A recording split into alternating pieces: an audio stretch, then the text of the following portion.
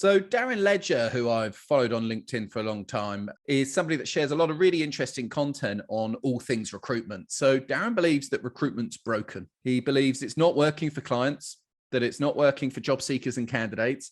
And frankly, it's not working for recruitment companies either. Not in a way that feels satisfactory or like a big win for everybody. So he's very opinionated on where the industry needs to go, how it needs to evolve. And so we decided to invite him on the podcast to delve further into what's broken with recruitment and what he's predicting is going to happen now in the new world of work.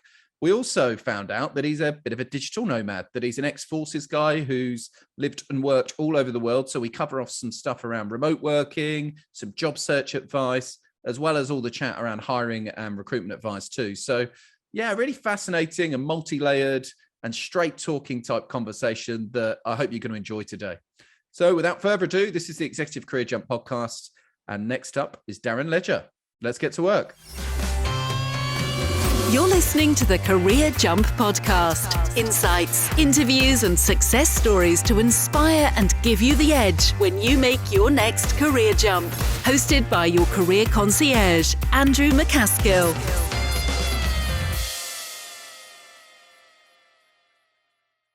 Hello, welcome back to the Executive Career Jump podcast. I'm your host and career concierge, Andrew MacAskill. Delighted today to be joined by Darren Ledger from Bulgaria, nonetheless. How are you doing, Darren? Very, very good. I'm just enjoying the snow that's arrived in the past few days, Andrew. Yeah, no, I'm sure you are. And we'll get a little bit into your chosen location of work and your own journey of working remotely way before it became a trendy thing to do so a little bit later in the podcast. But for those of our listeners that maybe haven't come across you or aren't connected with you currently, can you just tell us a little bit about your career and the type of work you do, please? Okay, so my career from start to finish, I started out as a soldier and then, like a lot of people, into the recruitment industry. And I suppose in the past 25 plus years, I've worked extensively across Europe, the Middle East, recruiting at kind of senior management, executive recruitment level. Something I think is there aren't that many recruiters around today, but I've kind of lived through every boom and bust that we've seen, probably since about 1995. So when it comes to kind of working with candidates, I've seen it in the good times and the hard times. And hopefully I'll be able to share some insight that may be valuable to your audience, Andrew. Yeah, no doubt about it. I say we've seen a lot of your newsletters and your content, and you got some really interesting insights. So I'm looking forward to getting some more out of that. Going right back, I didn't realize you had the military background. We do a little bit of work with people on military transitions and things. How was your experience transitioning from being a soldier into the commercial world of recruitment? Cool. When I first left the forces, I had absolutely no idea what I was going to do. Probably like most people that leave the forces. I probably had a very elevated impression of my capabilities and then realized that virtually none of the skills that I'd acquired in the forces were actually transferable. However, to put that into context, Andrew, that was a time when you could acquire lots of skills and lots of training, but none of it was associated or transferable in terms of kind of MVQ qualifications and things. And my understanding is that's very much changed today. So, for example, I was a physical training instructor, amongst many other things, which is a pretty intensive course, but it had no certification in civilian street. I think if you go to the Army Physical Training School today and train as a physical training instructor, as a PTI, as they call it, I'm absolutely certain now that that's recognized in the commercial world. Those skills are transferable, the certifications there.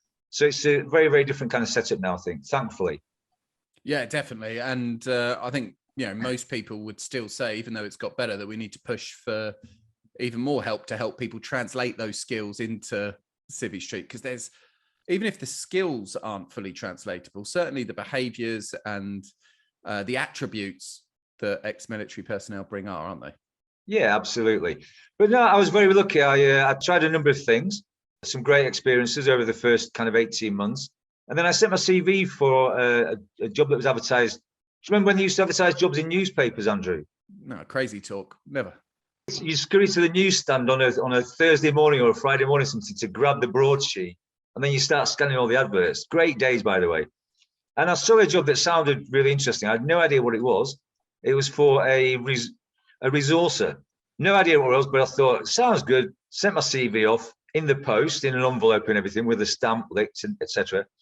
And I got invited to an interview for this firm in Leeds called Link Up.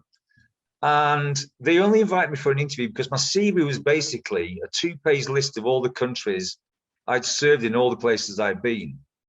And they couldn't believe that anybody had actually done all these things by such a young age. The good news was they offered me a job, but they didn't offer me the resources job. They offered me the job as a training recruitment consultant. Back in the fabulous days of helter-skelter temps, order pickers, you name it, warehouse operatives, all that kind of stuff. And it was the most amazing grounding I could have ever wished for. And it was scary. I was the only man in an office of 5 really, really driven, tenacious women.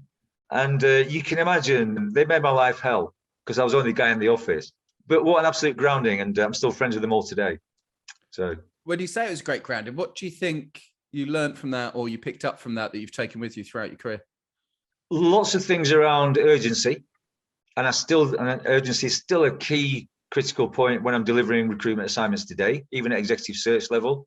Problem solving, and just to look beyond, the initial, whatever's happening in front of you, and I use this a lot. We're probably going to touch on this later when we talk about books, but I'm a huge fan of Malcolm Gladwell, and his book Blink changed my entire outlook on lots of things, life, recruitment, the way that I work.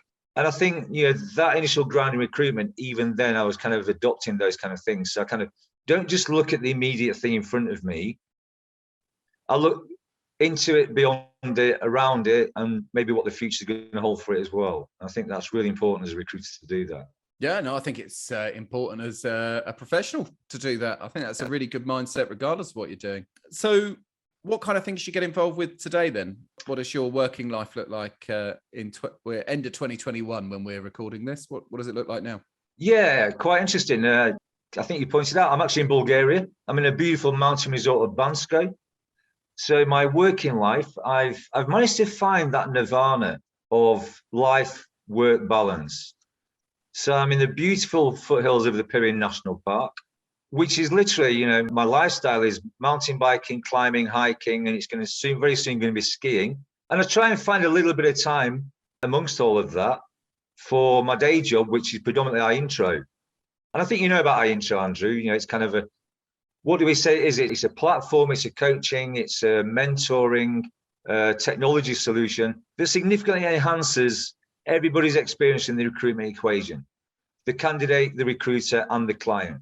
And it's something I'm very proud to be part of. And I think it's pretty game changing for everybody involved in the whole recruitment process. Absolutely. So I think any innovation in the recruitment process is positive within reason. And that was kind of the first question I wanted to ask you about, really. So we generally tend to hear from candidates who feel like recruitment is broken. We also tend to hear from recruitment consultants and recruitment directors who feel like it's tougher than ever before and it's broken.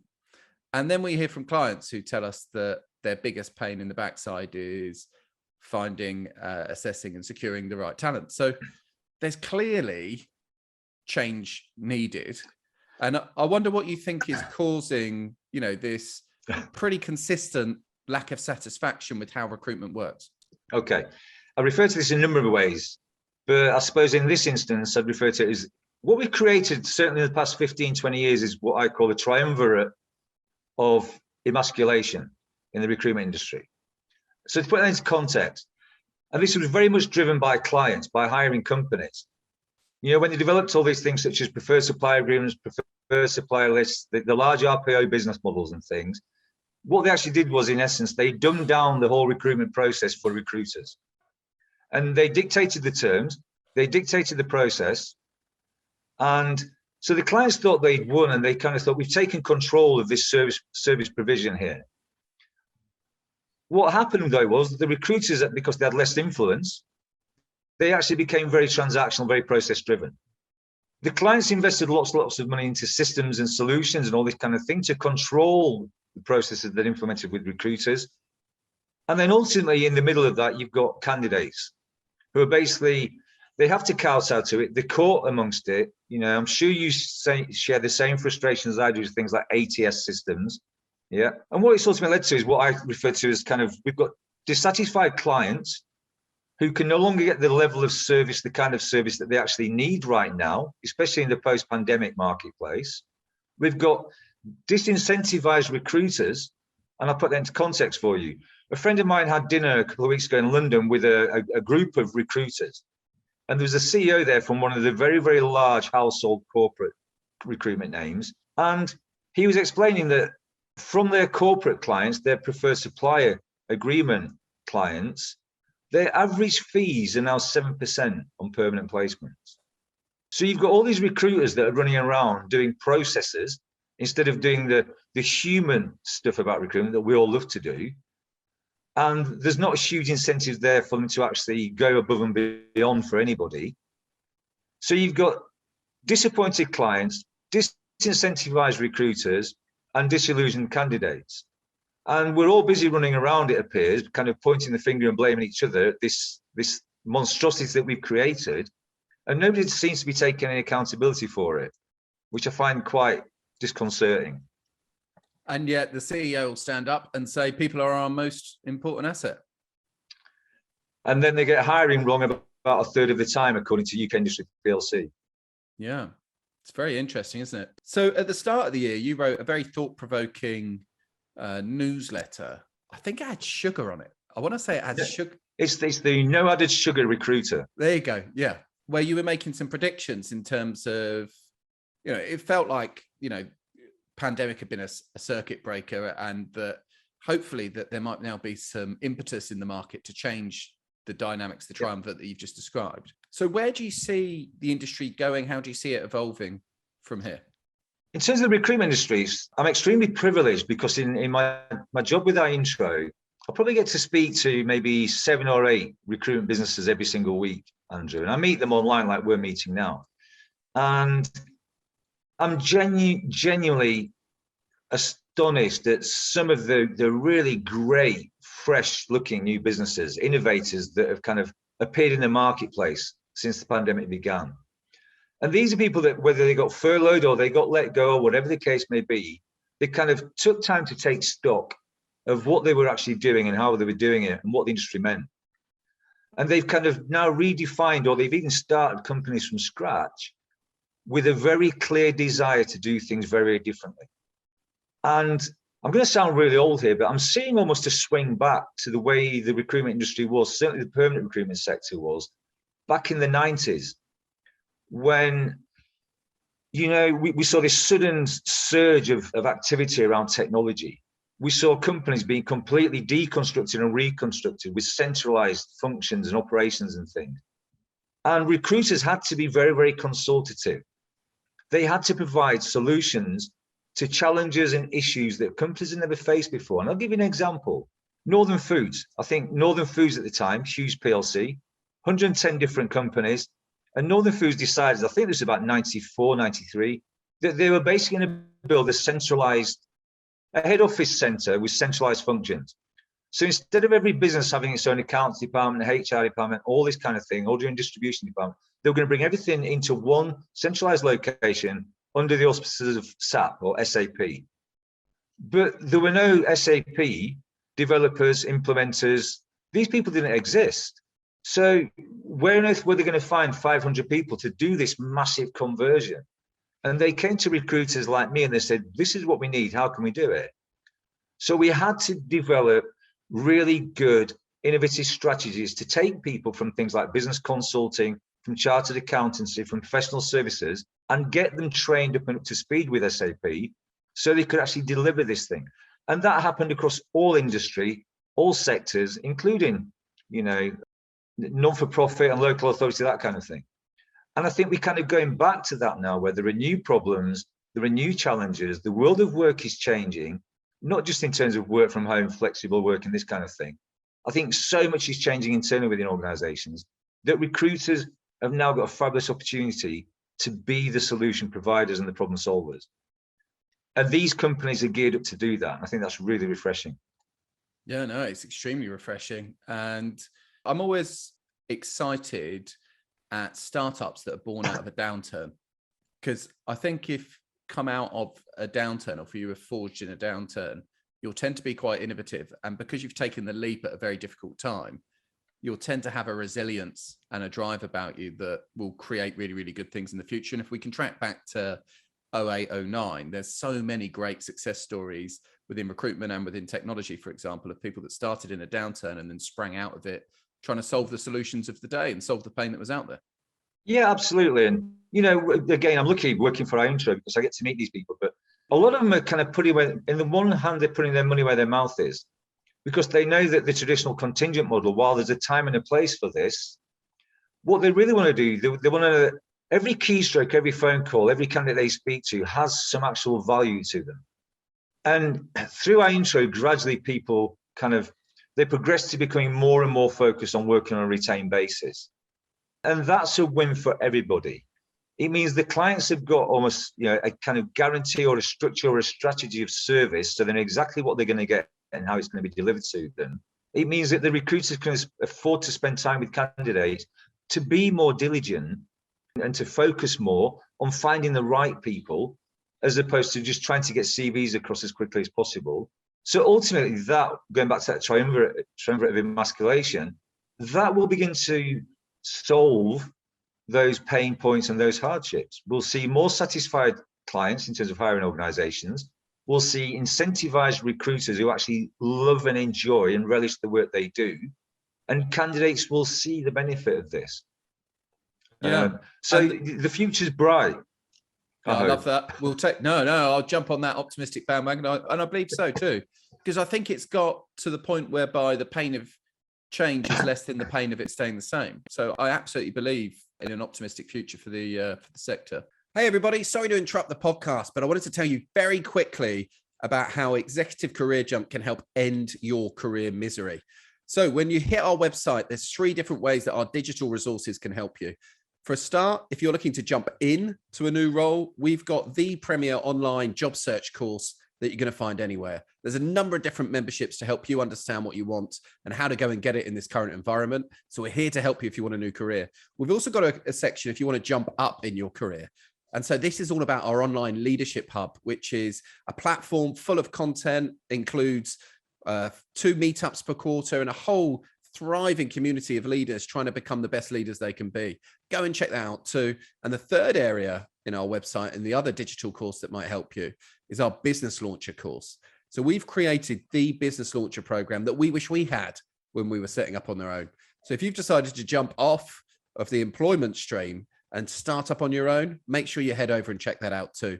You can find all of these resources, a bunch of free content, links to previous podcasts and more at execcareerjump.com. That's execcareerjump.com. Now, back to the pod. My concern is the market's very candidate short again at the moment. And a lot of people are just reverting to type in the short term and going back to doing what they've always done. Whereas I feel like it should be evolving at perhaps a faster pace in some instances. I think the candidate short market, I mean, I've never experienced anything like this. It's a complete and utter unique scenario. I've always lived in a situation where it's either been a client-driven market because there's been lots of candidates and the clients have been in complete control with the vacancies, or it's been a candidate-driven market. We're in a very strange scenario where there's lots and lots of vacancies and apparently very few qualified candidates. But I think it's probably going to get worse before it gets better. And we see the conversation happening a lot on LinkedIn, especially around the kind of the work from home, the flexible work and all this kind of thing.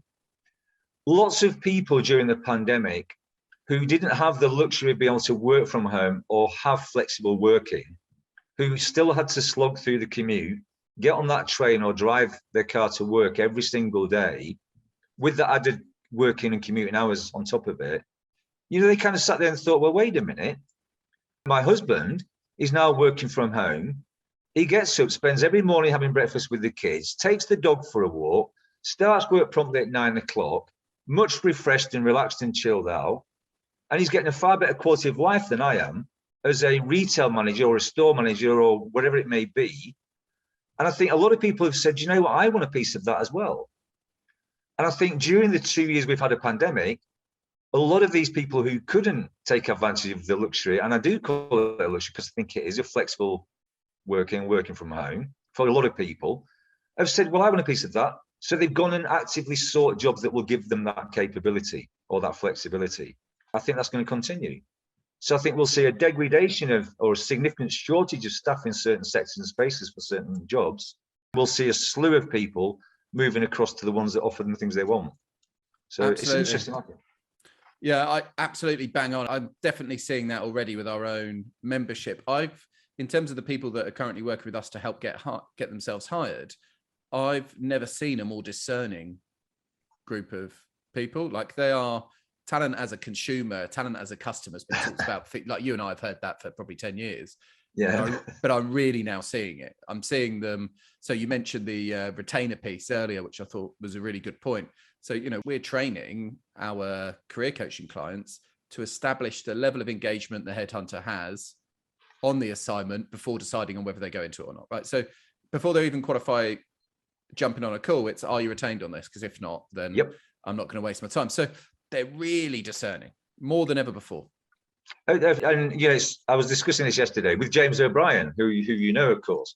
Yeah. And he was saying that we're hearing from a lot of recruiters that are speaking to candidates, and candidates have got 8, 9, 10 interviews in process. And we're hearing from lots of recruiters that they're losing lots of candidates at the back end to counter offers and similar scenarios. But we're also hearing from a lot of candidates. There's still a lot of disgruntled candidates out there that are kind of, recruiters aren't giving me what I need. And as James O'Brien said, if you're going to get into the job market, first of all, you need to truly define what it is that you're looking, what your objective is and what your desired outcomes are. Don't just do it on I've had a bad week. I think I'll go and look at some job boards and start applying for jobs. As James says, you need to become the CEO of your job search process. And especially, as you say, Andrew, when you go to the recruiters, you've got to have kind of a quality checklist. And you've got to evaluate how much control, how much influence, how much insight, truly how much can this recruiter impact this actual requirement, this vacancy.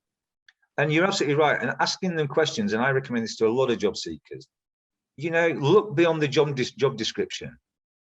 And if all the recruiter can actually give you is a job description and point you to a website of a company that's got the vacancy, you probably want to walk away from them. Waste of time. Yep, absolutely.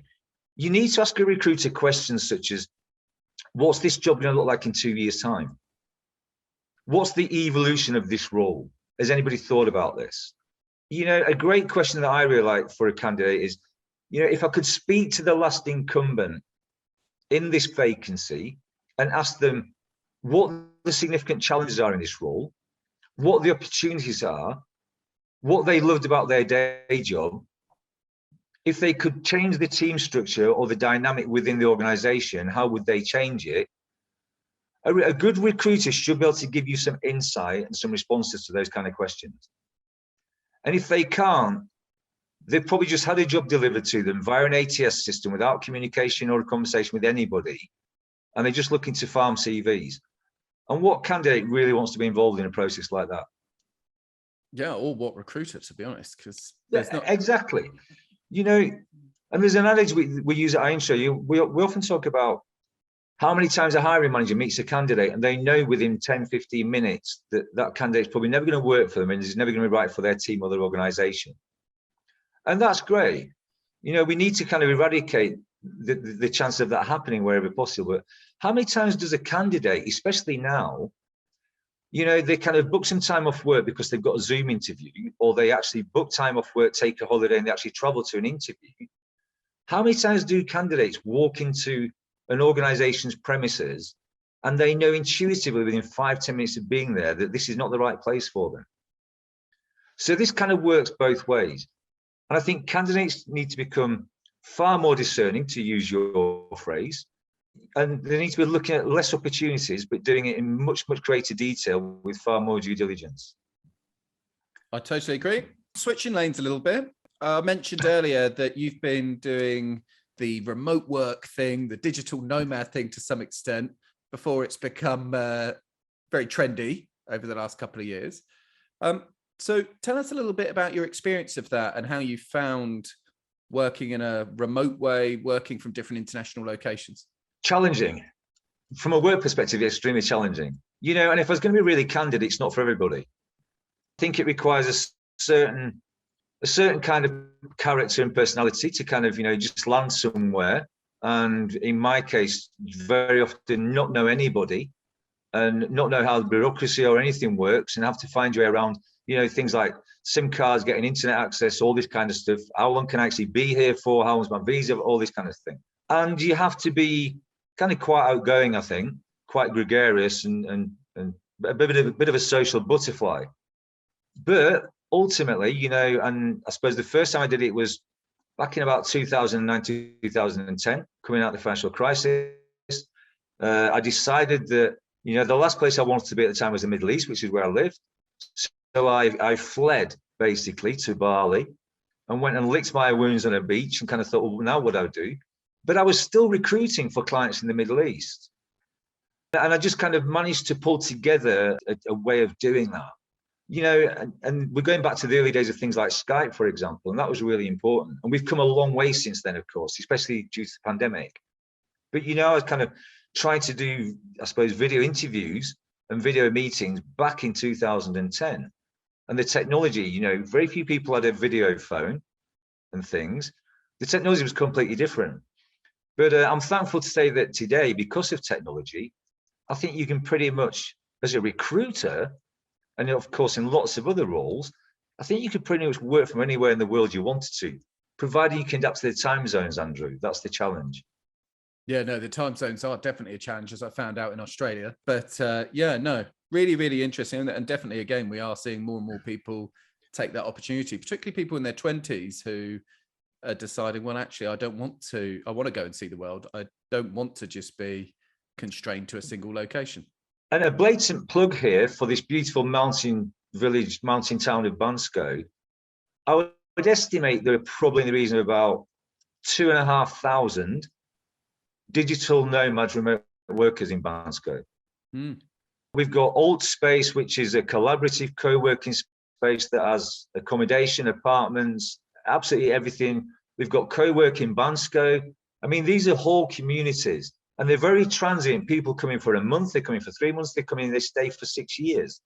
So all the infrastructure and the support is there. So if anybody is considering it, I can highly recommend Bansko.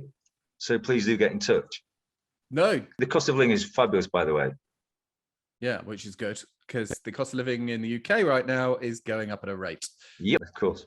Right, a few quick fire ones if we can. Darren, just to seal the episode off. So any books or podcasts that you like that have shaped your thinking?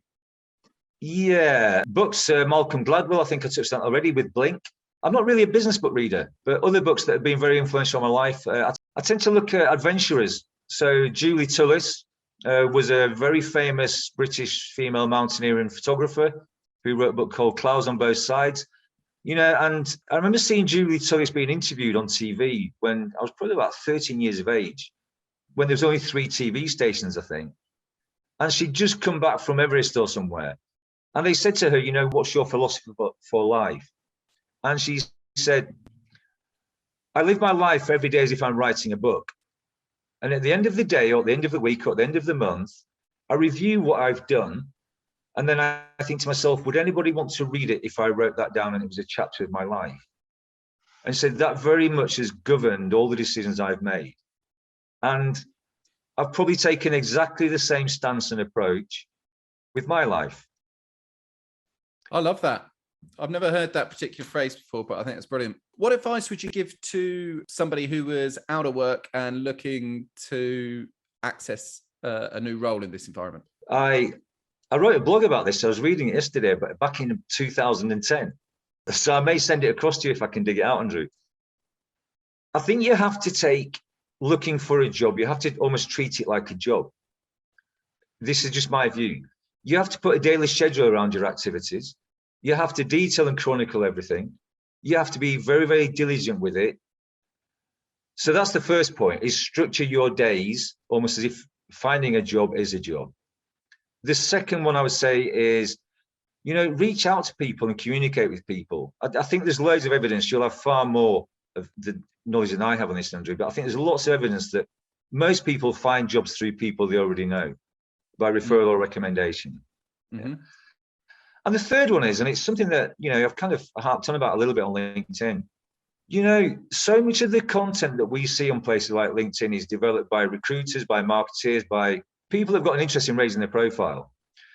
And I think it's quite sad in a way that we don't see general people on the LinkedIn populace creating original or creative content. To put this into perspective, if a data scientist who is looking for a job actually started publishing some articles that were accessible to the layman who's not a data scientist about what it's like to be one, what the challenges are, what the future looks like, so things that were really engaging or even personal that gave us an insight into who they are, I think they would raise their profile and branding. And if I was looking for a job, that's certainly what we're doing.